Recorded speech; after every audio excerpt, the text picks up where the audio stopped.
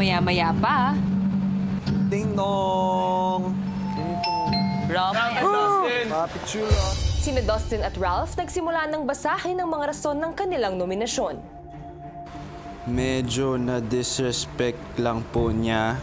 Yung mga task leaders at that time, na-feel bad po ako kasi isa din po siya sa mga naging close ko po dito sa bahay kuya. Pero ayun po kuya, kailangan lang po din talaga namin maging objective po dito sa loob.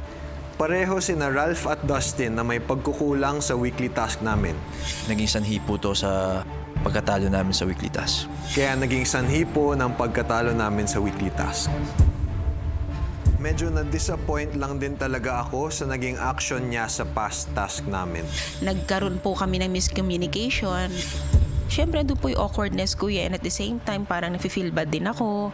Pero tingin ko naman po, valid din naman po yung reason kung bakit natin binoboto isang tao. Hindi ko po nagustuhan yung ugali niya nung nagtatask kami.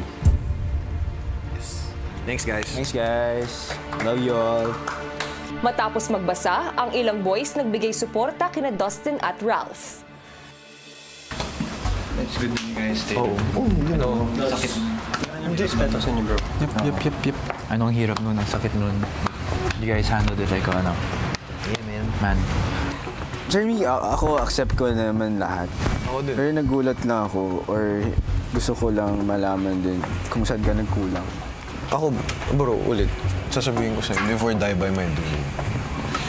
Kung nadamay ka, madadamay at madadamay din ako. And honestly, wala akong pake. And I would much rather have it that way. And if yung pagkukulang is pipiliin kung iwan ka just to have dinner with them, that's me also. So I don't blame them at all for choosing me then. Mas magaan ba? Yeah. Okay naman. Ito ba sabi You know, hindi bro, buti na lang kasi kami, we knew na kasi.